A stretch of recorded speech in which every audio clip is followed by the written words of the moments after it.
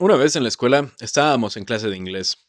Estábamos al fondo del salón y el sujeto al lado de mí dice, «Hey, vean esto». Mis amigos y yo volteamos a ver lo que estaba haciendo y de pronto se levanta la playera, sostiene su pecho y comienza a intentar lamerse el pezón. Y hace un acto de contorsionismo increíble, al punto en el que cuando estaba reclinando sobre su asiento, la banca se rompe. Esa anécdota no tiene nada que ver con la película de hoy, pero me pareció interesante de recordar.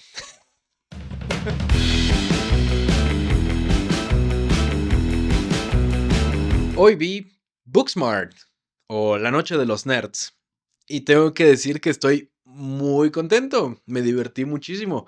Es una gran película de adolescentes del Coming of Age, dirigida por Olivia Wilde en su debut directoral y protagonizadas por Vinnie Feldstein como Molly y Caitlin Dever como Amy.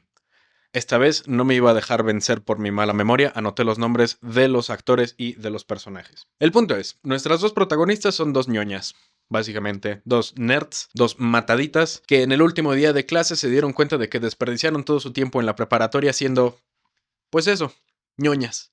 Sacando muy buenas notas, entregando todos los proyectos, enfocándose 100% en ser muy buenas estudiantes para poder ir a las mejores universidades, pero resulta que todo el mundo iba a ir a las mejores universidades de cualquier manera y tuvieron tiempo para divertirse y para entrar a lo que querían. Entonces, nuestras heroínas, dispuestas a dar vuelta a su vida, deciden que esa noche, la noche previa a la graduación, es cuando van a divertirse, cuando van a hacer todo lo que no hicieron los últimos 2 años.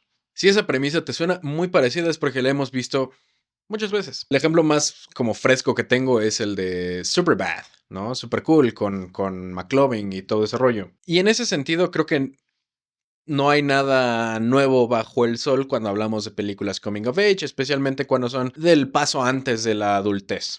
A mí me parece que tanto Phil Stein como Caitlin son talentosísimas en lo que hacen, porque genuinamente las ves y dices, puta, qué ñoña, ¿sabes? Es una película profundamente americana, profundamente californiana, entonces mucha de la construcción de estos personajes son a partir de ese contexto social y político previo a la pandemia. En ese sentido, Booksmart es un producto de su tiempo, así como lo fue Superbad, así como lo fue Proyecto X, reflejan claramente el contexto social y cultural que viven los adolescentes en esas épocas, ¿no? Eso quiere decir, es una película muy gay.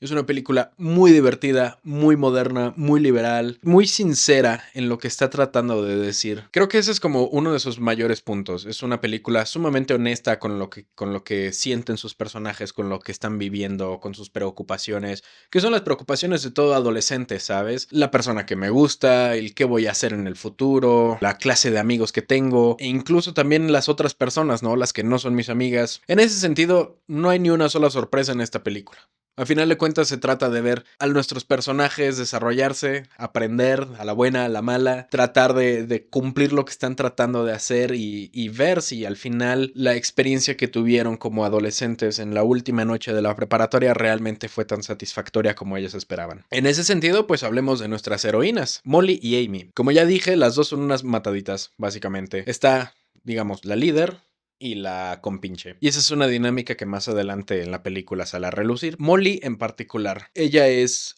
la chica más lista de todas. Y no solo eso, sino que tiene que demostrarle al mundo que ella es la más lista. La escena con la que abre la película es con Molly sentada en su habitación, escuchando lo que yo entiendo es una cinta que deja su madre. Nunca lo sabemos, nunca vemos a sus padres, entonces... Pero es una cinta que le repite que ella es la mejor de todas, que ella es la que más se ha esforzado, que todos los demás han sido unos estúpidos por dudar de ella y que claramente están bajo de su nivel. Entonces Molly crece con esta arrogancia o con esta soberbia de ser la persona más lista de la habitación. El problema viene cuando al principio de la película ella escucha a otros alumnos burlarse de ella. Y cuando trata de decirles, pues sabes qué, es que yo soy muy lista y me quedé en la mejor universidad, caray, resulta que todo el mundo también se quedó donde esperaba o tienen planes a futuro que son muy prometedores. No son unos absolutos perdedores como Molly había creído. De entrada, esa creo yo que es como la primera vez que nuestro personaje se desengaña, la primera como decepción que tiene, porque entonces todo lo que había construido su identidad y todo lo que había basado sus decisiones, pues resulta que no tuvo mucho sentido si cualquiera pudo haberlo logrado. Y luego está Amy. Amy es su mejor amiga. también es una persona súper lista. Ambas tienen gustos muy en común, comparten casi todo, en el punto en el que se visten casi igual. Amy tiene un gran problema, y es que ha tenido un crush que se llama Ryan, quien es una chica skater con tatuajes y bastante relajada, a la que Amy siempre ha intentado acercársele, pero simplemente no puede. Esto ya nos da motivaciones bastante fuertes para nuestras protagonistas de tratar de cambiar estas visiones que tienen, ¿no? De tratar de cumplir, uno, el lograr divertirse en una noche, lo que no se divirtieron durante los 3 años de su vida, y dos, conseguir a sus intereses amorosos. Porque Molly también tiene a su propio interés amoroso. Resulta que está el vicepresidente de la clase o de la generación, quien es un chat. Es una manera muy estúpida de describirlo, pero es básicamente eso. Es el tipo que organiza las fiestas, es el tipo agradable, el popular, el guapo. No importa si es el más listo o no, probablemente no sea el más listo. A final de cuentas, lo que Amy ve en él es el típico atleta estúpido que nada más es carita y que por ello no debería de ser ni siquiera el vicepresidente. Pero secretamente Molly tiene un crush en él. Nuestras heroínas están listas para la fiesta después de decidirse mentalmente en que sí van a cambiar sus vidas en una noche. Y toda su aventura comienza porque ni siquiera saben dónde carajos va a ser la fiesta. Llega un momento en el que se dan cuenta que efectivamente no hablaban con nadie que no fuera para asuntos escolares. Por ende, nadie les va a pasar la dirección apropiada. Entonces, toda la noche, básicamente van saltando de casa en casa, tratando de atinar dónde está la fiesta, dónde está Nick, y dónde está Ryan, y dónde está todo el mundo, para lograr ser chicas que no solo son listas, sino también se divierten y son cool y, no sé, esa clase de cosas. A lo largo de la noche caen en un yate con el tipo más rico de la escuela, pero que es el más impopular. Entonces no hay nadie, solo es él y Gigi, quien es también la chica más popular y más rica y más mimada de toda la escuela, pero resulta que todo el mundo le cae bien. Gigi está ahí, Jared está ahí, Jared es el tipo rico y nada más.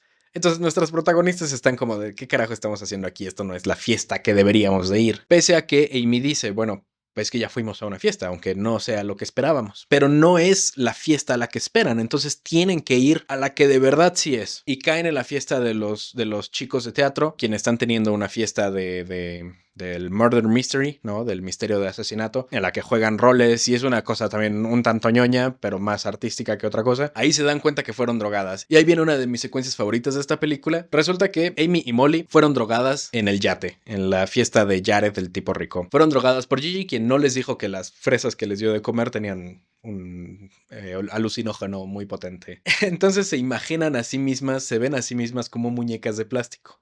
Como unas Barbies o yo qué sé. Eso me parece, o sea, de entrada es una escena divertidísima. Creo que es una propuesta muy interesante porque está saltando una barrera entre lo formal y lo real. Creo que debería de explicar qué es lo formal y lo real. Bueno, en una película hay dos maneras de aproximar, o bueno, hay como un espectro en el que puedes aproximar el cómo cuentas una historia. Y el espectro va desde lo real hasta lo formal. Y lo formal entiéndase más como lo más fantasioso. Por ejemplo, esta semana hablé de Paths of Glory, Patrulla del Infierno. Es una película que se lo toma muy real. Los personajes actúan en situaciones reales, aterrizadas, las perspectivas de la cámara son perspectivas naturales, no hay ni una sola perspectiva personal o subjetiva.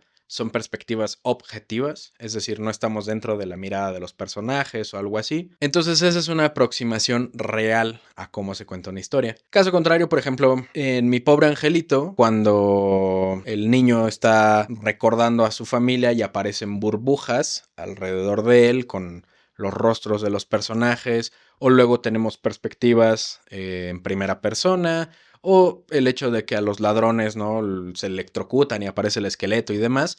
Eso es lo formal. Es decir, es una ruptura de la narración tradicional o de la narración lógica o natural de una historia. Y introducimos elementos subjetivos que a lo mejor no son exactamente lo que está sucediendo en la realidad, sino son más bien la manera en la que los personajes o algún otro ser interpreta la historia. Cierro ese paréntesis.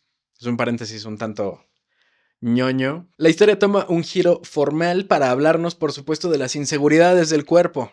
El hecho de que no te puedes comparar con una muñeca Barbie, ¿no? Pese a que nuestras personajes como que medio se están engañando a sí mismas de que, claro, esta es la manera en la que deberíamos de ser, pero no se dan cuenta que las dos son iguales. Una vez que salen de ese trauma de drogas, hay otra escena divertidísima. Caen en una pizzería, ¿no? Porque todo el mundo está pidiendo pizzas en la fiesta, entonces obviamente solo puede haber un lugar que hizo una orden de pizzas así de grande. ellas dan con esta pizzería y dan con esa lógica, utilizando sus habilidades de nerd, utilizando investigación en la biblioteca, etcétera, etcétera. Entonces es muy chistoso porque ellas pretenden asaltar al pizzero, chantajearlo de cierta manera para que las lleve a la fiesta. Me parece sumamente cómico porque el pizzero les dice como, puedo ser un asesino. No tienen ni idea de lo estúpido que es su plan. Se están poniendo en riesgo en el mundo adulto. ¿Qué tal que ahorita me los llevo manejando en la carretera? Lo que es verdad, es muy chistoso. Y es chistoso no solo porque jaja pudo ser un asesino, que al final termina siéndolo, sino porque nos presenta un contraste de justamente esa secuencia que veníamos anteriormente, de la secuencia formal, de la mirada subjetiva del este es un mundo de fantasía. Ahora nos presenta con un personaje que contrasta directamente ese mundo de fantasía y dice, hey, el mundo real es probablemente mucho más serio de lo que ustedes creen. Entonces me parece muy interesante el que en una película Coming of Age esa no sea una lección que los personajes aprenden a la mala, es decir, no les sucede una situación terrible para que entiendan que debían de cambiar, sino que sea presentado de una manera pues un tanto más ligera, pero muy directa, ¿no? Y los personajes lo entienden como de, claro, ¿qué estamos haciendo? Estamos siendo sumamente irresponsables, a pesar del plan comiquísimo que diseñamos, pues es un plan de caricatura y no uno que debería de aplicar al mundo real. Con eso dicho, finalmente nuestras chicas llegan a la fiesta deseada, al paraíso que tanto estaban buscando para finalmente tener esa gran aventura de preparatoria que no tuvieron los últimos 3 años. Y en ella es donde nuestros personajes finalmente van a quitarse el velo por completo de las expectativas contra la realidad. ¿Qué es esto? Básicamente lo que he estado tratando de decir en el video. Esta película, sí, por supuesto que es una película de adolescentes y por supuesto que es una película sobre esa última etapa antes de ser adulto, ¿no? Y el cómo es que tienes que crecer en algún momento y hay que aprovechar antes de que sea demasiado tarde. Ese es un tema súper importante, claro que sí. Creo que es un tema en el que todo adolescente se va a sentir identificado. El no quiero que se acabe algo, ¿no? Antes de haber explorado todo lo que pude haber explorado. Y si me apresuras, creo que incluso es como que un miedo que tenemos todas las personas, incluso hasta los más viejos, haber cumplido todo lo que esperábamos cumplir o haber vivido todo lo posiblemente posible para vivir antes de que sea el fin de una etapa. El contraste de las expectativas contra la realidad van más allá de lo que un pizzero diga o lo que las drogas presenten, sino también nos habla de las perspectivas de las amistades y de las otras personas que no son nuestras amistades. Por una parte, se dan cuenta que al interactuar con las personas que consideraban tontas y nefastas y por debajo de ellas, en realidad son personas muy cool, con ansiedades, con miedos, con personalidades complejas que van más allá de un simple estereotipo de personaje. Por eso es que decir que Nick es el típico atleta o decir que Ryan es la típica chica mala, pues son mitos, son construcciones de personaje que en realidad no existen en el mundo real. Asimismo, se dan cuenta que su amistad no es tan perfecta como creían, se dan cuenta que en realidad hay muchos matices muchos más complejos. A lo mejor no se sienten plenamente a gustos con la dinámica que tenían, a lo mejor una se cree superior a la otra y no lo había dicho. Y creo que eso es algo súper normal en todas las relaciones, porque nunca va a ser, lo importante de interactuar con otra persona es que nunca va a ser exactamente como tú quieres, sino que es su propia identidad, es su propio ser y va a reaccionar de maneras que son únicas a esa persona. Y no puedes predecir lo que la otra persona va a hacer o sentir o ser. Y a mí me parece que lo que esta película intenta hacer con eso, con presentar la realidad de las personas y cómo es que esta dista muchísimo de nuestra limitada perspectiva o imaginación o idealización o prejuicio. En ese sentido, creo que la película es sumamente honesta y sumamente sincera en lo que intenta hacer. No intenta ser una idealización de la preparatoria, no intenta ser una idealización de que las amistades son perfectas o de que efectivamente divertirse es mejor que estudiar o que estudiar es mejor que divertirse, porque pues, no funciona así. Al final nuestras heroínas terminan siendo también las heroínas de toda una generación. Y puedes decir, bueno, pues eso es un tanto fantasioso. Y es verdad que sí, pero la película también nos ha mostrado de que está bien empujarnos más hacia ese lado formal. Pensemos en ejemplos clásicos, como ya mencioné, Superbad. Superbad también es una fantasía adolescente en la que obviamente todos los sucesos ahí son sumamente exagerados, ¿no? Son cosas que nadie va a vivir, pero que creo que es padrísimo el poder añorar esas cosas como de, claro, a mí me hubiese gustado que fuese así, o claro, voy a hacer que mi vida sea así. Aunque no vivas no sé, el dispararle a un auto con los policías o que tu primera vez sea con una supermodelo o ese tipo de cosas, ¿no? Porque digo, esas son fantasías de la época. Hay un espectro en el que esta película existe junto, por ejemplo, con Proyecto X. Proyecto X también es un coming of age, también son adolescentes tratando de tener una fiesta inolvidable antes de entrar a la universidad y termina con consecuencias quizás a lo mejor un poco más serias tanto para los personajes como para el mundo en el que existen. Pero también está otro elemento de ese espectro un poco más adelante como Spring Breakers. Y Spring Breakers es una realidad también muy cruda. Entonces, el hecho de que podamos tener distintas maneras de presentar la adolescencia y ese deseo de hacer algo importante antes de terminar de crecer, pues creo que también nos habla un poquito de eso. El hecho de que hay múltiples maneras en las que puedes vivir tu vida, en las que puedes crear estas oportunidades de diversión, en las que vas a aprender miles y miles de cosas, ¿no? Digo, uno que ya está viejo, pues ya qué, ¿no? O sea, ya se fue el tren.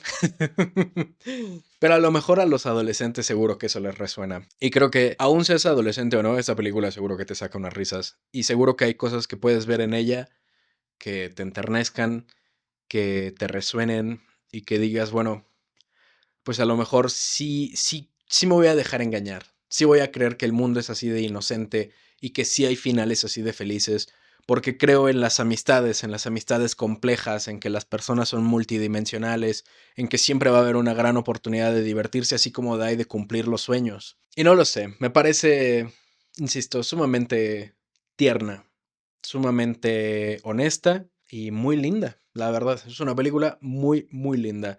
Con exploración de los temas que todos los adolescentes exploran, sí, por supuesto.